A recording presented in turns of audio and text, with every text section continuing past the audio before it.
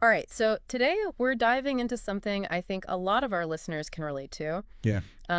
Staying productive as a digital nomad. Hmm. We're going deep on a book called Digital Nomad Productivity Hacks. Right. And it's all about, figuring out how to balance that freedom of location independence Yeah. with actually, getting stuff done. Yeah. Because let's be honest, Yeah. it's not all beachside cocktails and Instagram-worthy sunsets, is it?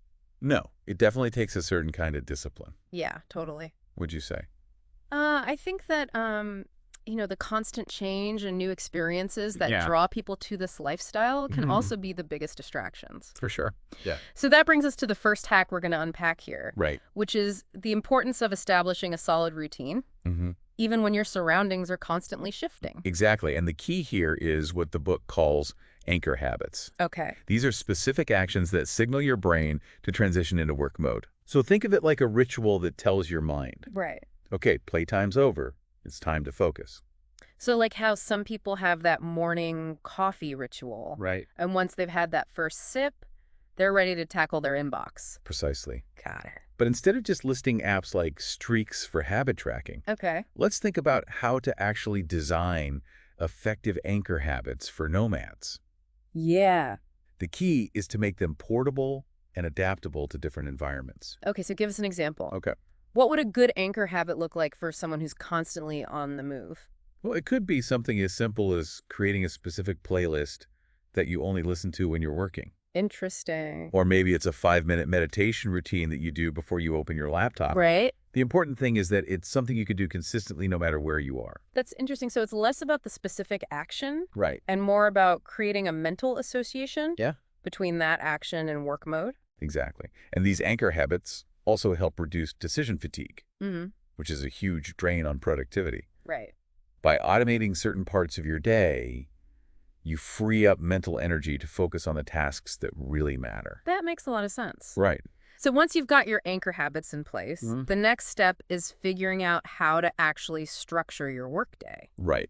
And that's where time blocking comes in. Right. Yeah. Time blocking is all about intentionally allocating specific blocks of time for different activities. Okay. But for digital nomads, it's not just about scheduling work tasks. Right. It's also about making sure you have time built in for exploring your surroundings Mm-hmm. and experiencing all that the location has to offer. Okay. I'm already loving where this is going. Yeah. So it's not just about being a workaholic. It's Workaholic. about weaving the adventure into your schedule. Yeah, exactly. Tell me more. Let's say you're working from Bali and you want to fit in a sunrise hike before your workday begins. Right. With time blocking, you can actually schedule that hike into your day, just like you would a meeting or a client call. That's such a cool way to think about it. It's Right. like, yeah, deadlines exist, Mm-hmm. but so does that incredible temple I want to see. Exactly. And the book mentions the Pomodoro technique, Right? working in 25-minute intervals with 5-minute breaks Oh, yeah. as a helpful tool for staying focused during your work blocks. Okay. But I'm curious, what are your thoughts on the Pomodoro technique? Yeah. Does it work for everyone? I've tried it in the past, Okay. and sometimes I found those 25-minute chunks too short Mhm. for certain tasks. Okay. It's almost like I'd just get into a flow, Right. and then the timer would go off. I've heard that from others as well. Yeah. And I think that highlights an important point. Mm-hmm. The Pomodoro technique, like any productivity tool, Yeah, isn't a one-size-fits-all solution. for sure. It's about finding what works best for your individual work style Right. and the type of tasks you're doing. Some people might thrive on those short bursts of focus, Mm-hmm. while others might need longer stretches of uninterrupted time. Okay, so we've talked about designing a routine time blocking Right. and the Pomodoro technique. Yeah. Now let's dive into the tools that can help you actually implement these strategies. Okay. The book refers to this as curating your productivity toolkit, right? Yes, and it's a crucial aspect of being a successful digital nomad. Okay. Your toolkit is basically your arsenal of apps and resources that help you stay organized, focused, and connected on the go. And the first essential item in this toolkit, according to the book, is a solid project management system. Yeah. They recommend Notion, but I'm Mhm. curious, Mhm. are there any other options out there that you think are worth considering? Absolutely. Notion is great for its versatility. Yeah. But if you're looking for something specifically designed for project management, Okay. Asana is another popular option. Got it. It's known for its robust features and collaborative capabilities. Huh. Okay, interesting. So, Notion for flexibility, Asana for pure project management power. Yeah. What would you say are the key differences between the two? Well, Notion is kind of like a digital Swiss Army knife. Okay. You can use it for note-taking to-do lists, project management, Mm-hmm. and even building simple websites. Wow. It's incredibly flexible, Mm-hmm. but that can also be a drawback for some people. How so? Well, some people find Notion a bit too open-ended. Got it. They prefer a tool that's specifically designed for project management, Mm-hmm. with pre-built templates and workflows that make it easier to get started. Right. That's where Asana shines. Okay. It has a more structured approach, Mm-hmm. which can be helpful for keeping projects on track, especially if you're working with a team. That makes a lot of sense. Okay. So it really comes down to personal preference Yeah. and how you like to work. Uh-huh. If you thrive on flexibility and customization, like Mm. Notion might be a good fit. Right. But if you prefer a more structured approach, Asana could be a better choice. Exactly. And there are plenty of other project management tools out there. Yeah. So it's really about finding what works best for your needs and workflow. And let's be honest, sometimes the biggest challenge isn't choosing the right tool. Right. It's actually using it consistently, right? Oh, absolutely. Yeah. It's easy to get caught up in the excitement of trying out new apps Yeah. and then never actually integrating them into your workflow. Totally. But the key is to find a system that you actually enjoy using Mm-hmm. and that fits seamlessly into your daily routine. So we've got our project management system sorted. Okay. But what about dealing with distractions? Yeah. I mean, let's be real. The temptation to check social media Right. or browse the web can be pretty strong Yeah. when you're surrounded by new and exciting things. That's where tools like Freedom come into play. Okay? It's an app that allows you to block distracting websites and apps for a set period of time, Got it. helping you create those focused work blocks we were talking about earlier. It's like creating a little digital bubble of concentration. Exactly. Yeah. And it can be a game changer for productivity. Mm-hmm. Think about it. How many times have you sat down to work on something important only to get sidetracked by a notification? Yeah. All the time. Or a sudden urge to scroll through your Instagram feed? I'm so guilty of that. Right. So Freedom basically helps you eliminate those temptations Yeah, and create a distraction-free environment where you can actually get things done. precisely. It's like having a personal assistant Okay. who gently nudges you back on track whenever you start to stray. I love that analogy. Right. Okay. So we've got our project management system, our distraction blocker. Mm-hmm. What's next on the essential digital nomad toolkit list? Well, cloud storage is absolutely crucial. Okay. Dropbox is a popular choice, Right. as it allows you to access your files from anywhere with an internet connection. Mm-hmm. But what's interesting is that the book also emphasizes the importance of having offline tools as well. Okay, that's a good point. Yeah. Because let's face it, even in this hyper-connected world, there are still times when you might find yourself in a Wi-Fi dead zone. Exactly. And that's why having offline apps like Google Docs offline can be a lifesaver. Right. It allows you to continue working on documents even when you don't have internet access. Okay. And then it syncs everything up when you're back online. I've definitely been in situations where that would have been invaluable. Yeah. Imagine having a deadline looming and suddenly finding yourself in a remote village with no internet. Oh, no. That could be disastrous. It could definitely throw a wrench in your plans. For sure. And it brings up another important point about internet connectivity for digital nomads. Okay. While we often rely on public Wi-Fi, Yeah.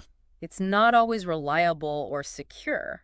So what's the solution? Well, Do you recommend carrying around a portable Wi-Fi hotspot?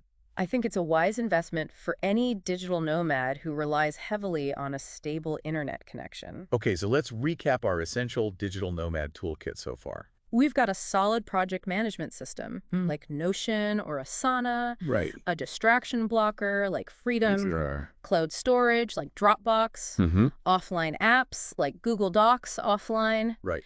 and a portable Wi-Fi hotspot Yeah. for those times when reliable internet is scarce. That's a great summary. Okay.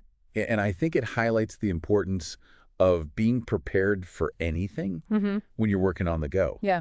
It's not just about having the latest gadgets. Right. It's about having a toolkit that supports your unique needs and challenges Totally. as a digital nomad. So we've talked about routine, Right. time management, and the tools of the trade. Yeah. But what about the actual physical space where you work? Okay. Does the environment really matter that much when you're constantly changing locations? It absolutely does. Right. And that brings us to our next hack. Okay. Optimizing your work environment even if that environment changes every day. Okay, this is intriguing. Tell me more. Because I can imagine it's tempting to just work from wherever, Right. especially when you're in a beautiful new location.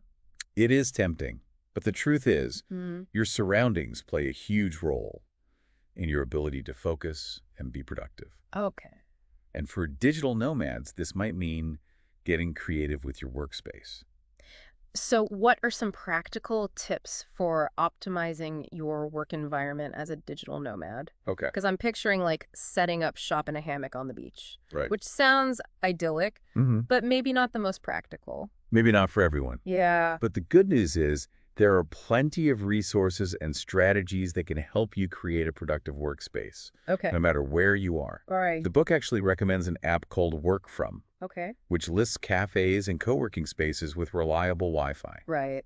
and a good work atmosphere. Oh, that's a great tip because nothing is more frustrating than trying to work in a cafe with spotty internet and no outlets. And another simple but effective strategy is to invest in a good pair of noise-canceling headphones. Okay. Because let's face it, sometimes those idyllic locations can also be quite noisy. You know, I had never really thought of noise-canceling headphones as a productivity tool, Right. but it makes total sense, especially if you're working from a busy cafe or a co-working space. Right. And one more simple but game-changing piece of equipment I always recommend Yeah. is a foldable laptop stand. Okay, tell me more about why a laptop stand is so essential for digital nomads. Well, think about it. You're constantly working from different locations. So you don't always have control over the ergonomics of your workspace. Right. A laptop stand can help you elevate your screen to a more comfortable viewing height, Okay. which can prevent neck strain and improve posture. That's such a good point. I'm already feeling my posture improve just thinking about it. And because it's foldable, it's easy to pack and carry with you wherever you go. I'm definitely adding that to my digital nomad packing list. And while we're on the topic of essential gear, Yeah? let's not forget about one of the most important tools for any digital nomad, Okay. a backup power bank. Ooh, yes. Because you never know when you'll find yourself in a situation where you need to work, Right. but there are no outlets available. Oh my gosh, yes. I've totally been there. Yeah. One time I was working from a cafe in a remote mountain village, Okay. and the power went out for hours. Oh, It no. was a nightmare. It can definitely throw a wrench in your plans. Totally. So a backup power bank is like insurance for your productivity. Absolutely. And it's a relatively small investment that can save you a lot of stress and frustration in the long run. Exactly. So to wrap up this part of our deep dive, Okay. we've covered the importance of establishing a solid routine, mastering time blocking, Yep. curating your productivity toolkit, and optimizing your work environment. Right. But we've only just scratched the surface of what it takes to be a productive digital nomad. And up next, we're going to delve into a topic that I'm particularly intrigued by. Yeah. How to actually leverage time zones to your advantage. Okay. Because I think most people see time zones as a challenge, Right. but you're saying they can actually be a productivity booster. Absolutely. Stick with us and we'll explain how in the next part of our deep dive. All right. Sounds good. That's right. Time zone arbitrage. Okay. It can sound intimidating, but it's actually a pretty straightforward concept Right. and a powerful tool for digital nomads. Okay, I'm all ears. Let's demystify this. How can time zones actually be an advantage Coco. rather than just a scheduling headache? Well, instead of seeing it as a barrier, consider it a way to manipulate time to your benefit. Okay. Let's say you're working from Lisbon while your clients are primarily in New York City. Okay. That 5-hour difference is a goldmine. I see where you're going with this. I'm picturing myself having a leisurely breakfast in Lisbon, Right. getting a solid chunk of focused work done, all before my clients on the East Coast even wake up. Exactly. You can structure your day to capitalize on those quiet, uninterrupted hours. Yeah. Then, as their workday gets going, you're already ahead of the game Okay. and ready to jump into meetings or calls, feeling refreshed and prepared. It almost feels like a secret weapon against the typical 9-to-5 grind. Right. You're getting the best of both worlds. Yeah. Productivity and the freedom to experience a different pace of life. It's about being strategic with your time. But it's not just about work either. Right. Think about all the incredible experiences you can have during those off-peak hours Yeah. when everyone else is at their desks. Oh, I get it. No more battling crowds at popular tourist attractions. Exactly. I could finally visit that museum without feeling rushed. Right? Or go for a scenic hike without encountering a ton of other people. Precisely. You're maximizing your time in a way that just wouldn't be possible Right. if you were tethered to a traditional office job. Okay. You're essentially bending time to fit your ideal lifestyle. Okay, I'm officially on board with the concept of time zone arbitrage. Right. But I have to admit, the logistics sound a bit overwhelming. Yeah. How do you keep track of all those different time zones without losing your mind? That's a valid concern. Hmm. Luckily, technology comes to the rescue once again. Okay. There are some fantastic apps out there like World Time Buddy Right. that can really simplify things. Got it. It allows you to visualize multiple time zones at once Mm-hmm. so you can quickly see what time it is for your team, your clients, Okay. and even your family back home. So it's like having a personal time zone assistant. Exactly. No more mental math or frantic Google searches to figure out what time it is halfway across the world. And that peace of mind is crucial Right? for maintaining productivity and a sense of balance. I agree. Because the last thing you want is to be constantly stressed about scheduling conflicts Yeah. or accidentally missing important deadlines. It makes sense. The freedom of the digital nomad lifestyle is amazing, Mm-hmm. but it comes with its own set of unique challenges. Right. And time zones are definitely one of them. Absolutely. And speaking of challenges, one of the biggest hurdles for digital nomads Yeah. is maintaining a healthy work-life balance. Okay. It's so easy for those lines to blur when your office and your playground are often one and the same. That's a great point. It's like, how do you resist the temptation to just work all the time Mm-hmm. when you're surrounded by exciting new things to do? It's a constant struggle. Right. But that's why our next hack, setting boundaries and unplugging, is so crucial. Got it. It's all about creating that separation between work time and personal time, Right. even when your laptop is always within reach. Okay, I'm ready to dive into this because honestly, I struggle with this even when I'm not traveling. Yeah. It's so easy to just keep checking emails and working late into the night. I think a lot of people can relate to that, Yeah. especially in our always connected world. Right. But the key is to be intentional about setting boundaries Mm. and creating rituals that help you switch off from work mode. So what are some practical tips for setting boundaries as a digital nomad? Okay. Because I'm imagining like drawing a line in the sand on the beach and saying, oh, okay, work stays on this side, fun stays on that side, Right. which sounds nice in theory, but maybe not so realistic. Well, the sand might not be the most practical boundary, Okay. but there are definitely things you can do to create a clear separation between work and personal time. All right. The book recommends tools like Calendly, Right. which allows you to share your availability with others. Okay, I've heard of Calendly, but I've always associated it with like scheduling client meetings. Yeah. How does it help with setting boundaries? It's all about communicating your work hours clearly. Okay. By setting specific times when you're available for meetings and calls, Mm-hmm. you're also implicitly setting boundaries around your non-work hours. Got it. It's a subtle way of saying, hey, I'm here to work, but I also value my personal time and need to disconnect. That's a great way to set expectations without having to constantly explain yourself Right. or feel guilty about taking time off. Exactly. It takes the guesswork out of scheduling Mm-hmm. and helps you protect your precious downtime. I love that. So what are some other strategies for creating that separation between work and life? Okay. Because let's be honest, sometimes it feels like our phones are tethered to us 24/7. One simple but surprisingly effective strategy Yeah. is to use a separate SIM card for work calls. Oh, that's interesting. I never thought about that. Yeah. But it makes total sense. Mm-hmm. It creates a physical barrier between work and personal communication. Right. It's a way of reclaiming control over your digital space. Okay. And when you're not constantly bombarded with work notifications, Right. it's much easier to relax and actually enjoy your surroundings. I'm definitely going to try that. Okay. It sounds like a great way to create a mental shift as well. Exactly. Yeah. But speaking of mental shifts, the book also emphasizes the importance of having a shutdown ritual at the end of your workday. Okay, this sounds intriguing. What exactly do they mean by a shutdown ritual? Yeah. Is it like a digital nomad version of a happy hour? Not quite. It's more about signaling to your brain Okay. that it's time to transition from work mode to relaxation mode. Mm-hmm. Think of it like closing the door on your office for the day. So what would that look like in practice? Give me some examples. It could be as simple as closing all your browser tabs, Okay. reviewing your to-do list for tomorrow, Mm-hmm. and then doing something enjoyable Right. that helps you disconnect from work. Okay, I'm liking this. So it's not just about stopping work. It's Okay. about consciously shifting your mental state. Precisely. It could be something as simple as going for a walk in nature, Yeah. Reading a book, listening to music, Right. or having dinner with friends. Okay. Whatever helps you unwind and recharge for the next day. It sounds like a mini vacation at the end of each day. Exactly. Nice. And those little rituals can make a big difference in terms of preventing burnout and maintaining a sense of balance. Okay, so we've covered a lot of ground today. Yeah. We've talked about designing a dynamic routine, Hmm. mastering time blocking, Right. curating your productivity toolkit, Yeah. optimizing your work environment, Hmm. and now setting boundaries and unplugging. Hmm. It's clear that being a productive digital nomad requires a holistic approach, right?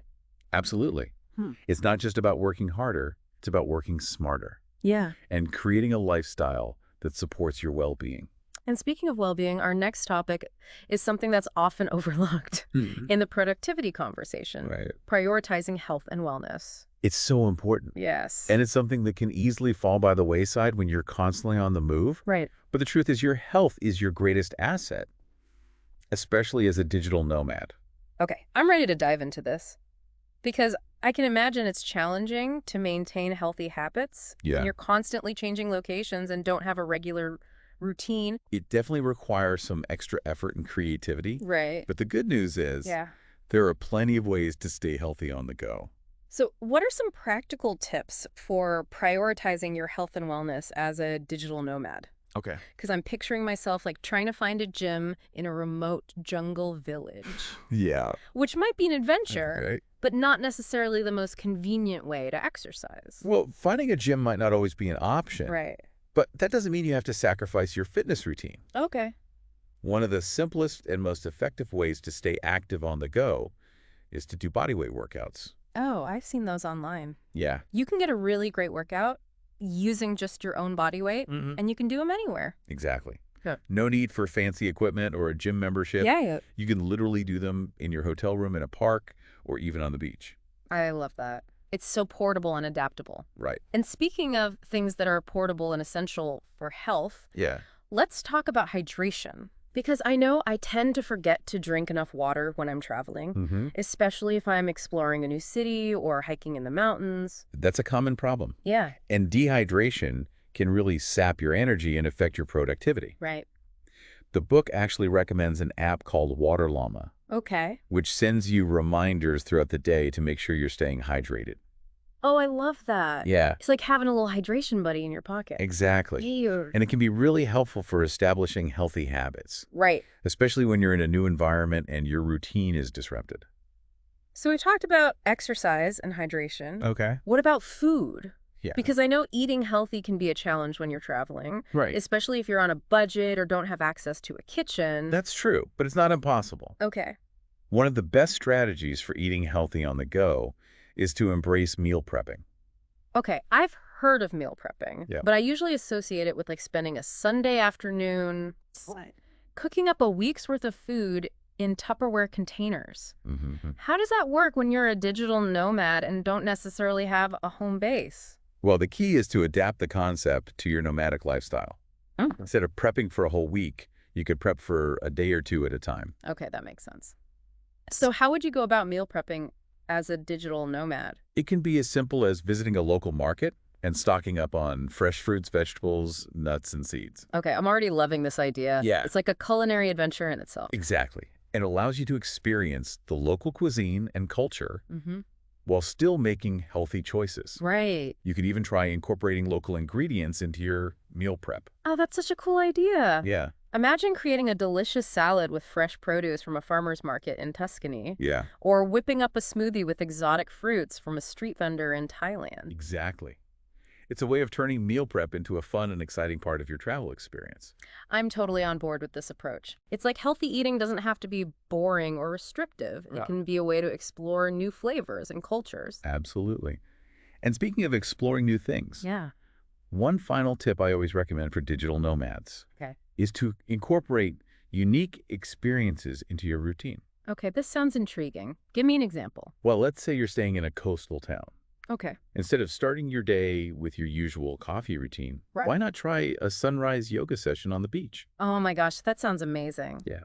picture this doing yoga as the sun rises over the ocean. Right. That's got to be the ultimate way to start a productive day. It's a great way to connect with your surroundings, get some exercise, and set a positive tone for the day. I love it. Yeah. And it's a reminder that productivity isn't just about checking things off your to-do list. Right. It's also about taking care of yourself and experiencing life to the fullest. Exactly. Yeah. And I think that's a perfect segue into our final part of the deep dive, where we'll recap all 7 productivity hacks and leave you with a thought-provoking question to ponder.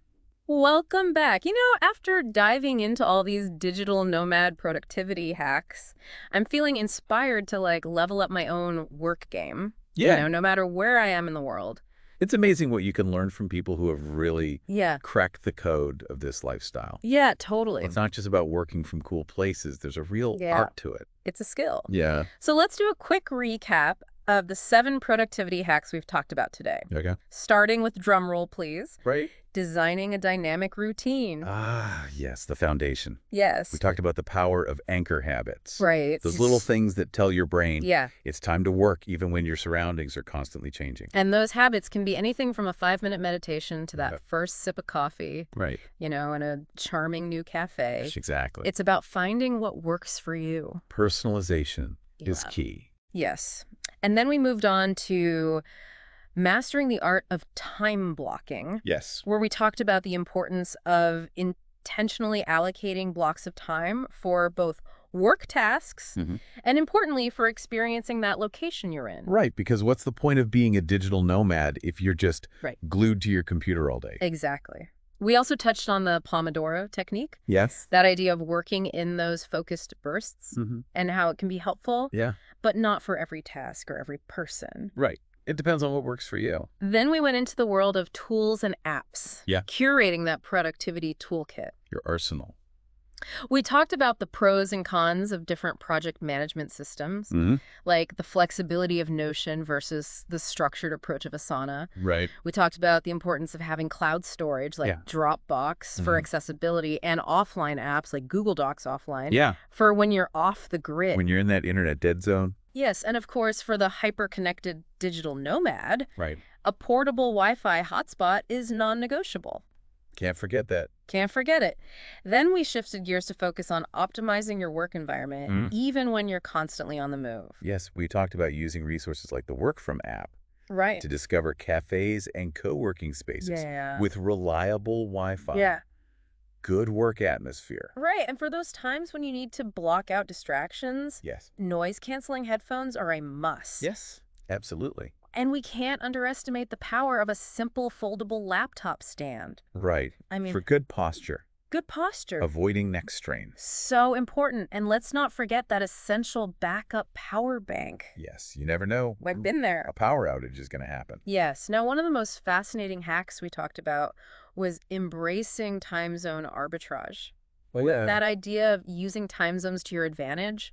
Yes, instead of viewing it as a scheduling nightmare. Right. We talked about how digital nomads can use those time differences to create super productive work days Right. and experience the magic of off-peak hours. Yes, like having a secret weapon against the typical 9-to-5 grind. Totally. And then we went into setting boundaries and unplugging. Ah, yes. Maintaining that work-life balance. Right, because when your office and your playground are one and the same. Yeah, it's a tough one. It can be a tough one. But it's possible. So we talked about the importance of communicating your work hours clearly, using tools like Calendly, Right. having a separate SIM card for work calls Yeah. to create that physical barrier. Yes.